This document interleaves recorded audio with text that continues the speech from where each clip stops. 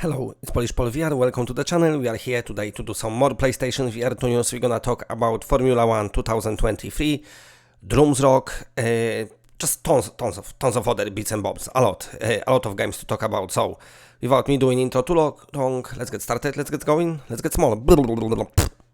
Here we are, and we're gonna start from F1 2023, then we're gonna talk about the Swordsman, we're gonna talk about Drums Rock, then PSVR2 itself, new patent, so yeah. Here we are inside their gaming website. They got some exclusive F1 coverage. They say in F1 23 will feature new car upgrades, new Formula 1 World Online and more. I'm talking about F1 game because it might be getting PlayStation VR2 support. We don't know yet. Keep that in mind, but the game is supporting VR on PC, so I don't see why not wouldn't be supporting VR on PSVR2. We're just gonna have to wait for that, but it's not officially announced yet, but I want to start covering the game just because I've got this hunch. So don't think like it's any official announcements of VR support for PSVR2 yet, but it just might happen anyway. So it's coming this summer, blah blah blah. One of the largest additions that Insider Gaming can confirm is that introduction of F1 World, which encompass all online aspects of the game. Also coming to the game this year is a new car upgrade system. That's pretty awesome. That sees players parts to change their vehicle's attributes. Those upgrades, Insider Gaming sources say, can be earned through challenges and by winning races and meeting win conditions. Car performance in this mode will be labeled as tech points. I really like it. So of course you got kind of like the development progress in Formula 1 games, but this is more, let's say, hands-on. And upgrades in Formula 1 real life racing, they are, big part of it. So yeah, looking forward to it. As you play, there will be strategies and sponsors that you contract out in order to benefit your team. As you race and complete challenges, you earn money, tech points and expertise. If you happen to get parts you don't want to use, you can salvage them for extra money or expertise. What else can you expect from Formula 1? With modes, it's been told to Insider Gaming that Breaking Point is returning after a year off. So this is your story mode, the narrative-driven story mode, which is gonna be my favorite mode. Made its debut in F1 21 before being removed for the first F1 game under EA Sports umbrella. Supercars which made their debut in F1 22 remain in the game, however it doesn't appear that there are any additions to the feature. What won't return this year are classic cars, sad. For those that want more customization of the look of your car, unfortunately F1 23 won't include any livery customizer.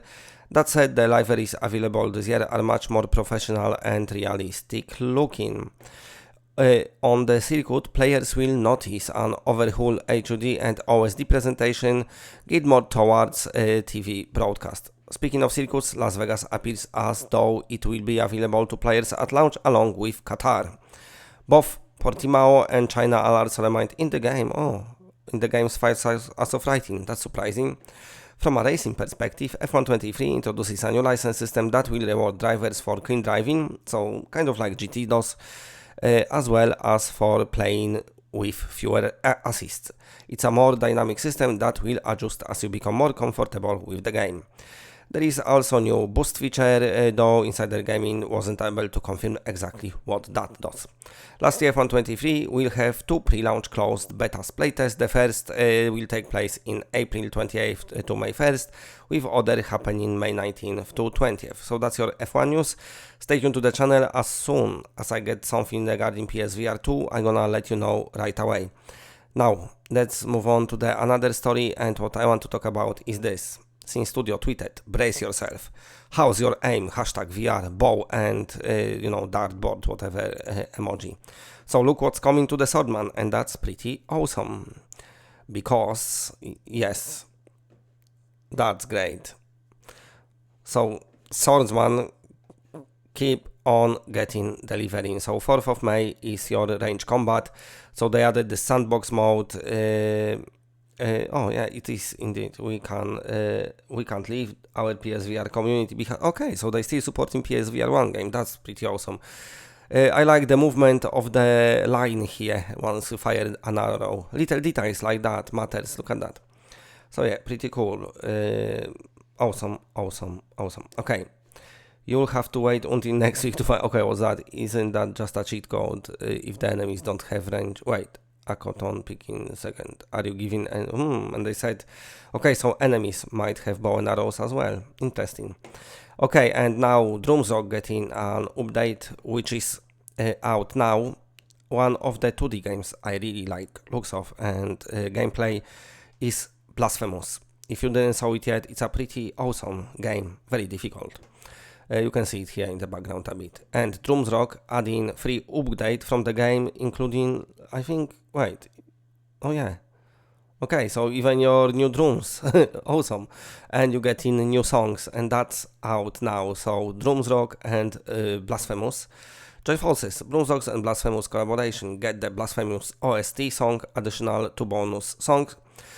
Survivor and the Last Line of Defense available now on PSVR2. That's pretty awesome. I need to review Drumsrock. It's a pretty cool game. So yeah, if you're fan of those both games, now you got best of both together.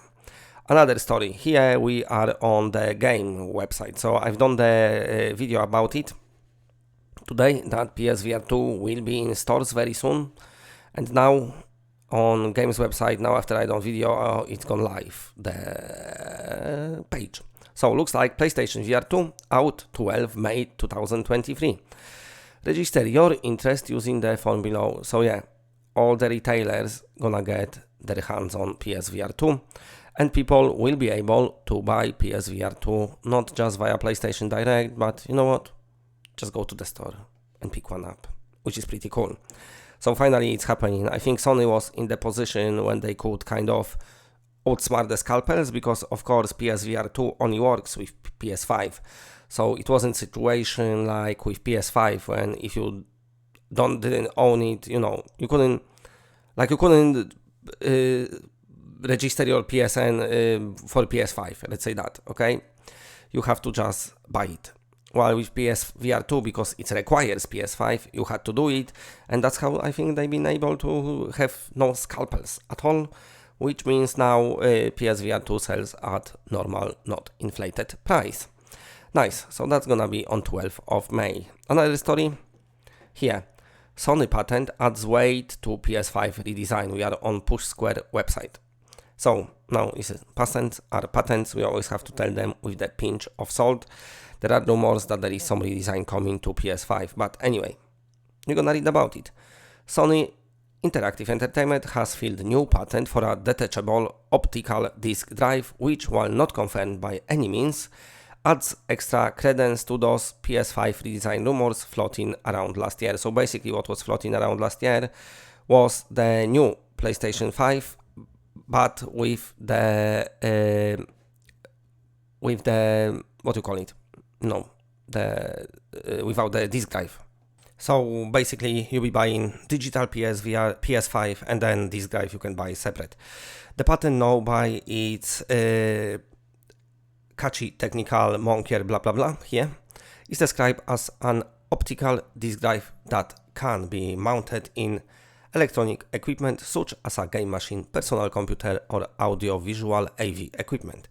While the PS5 itself is not specifically mentioned, this does seem to line up with the Insider's Gaming report on the subject, and segment Nexus posits that diagrams of the new device is shaped similarly to the disc drive portion of existing PS5 models. Then again, we'd imagine most disc drives to be disc shapes. Why wouldn't you?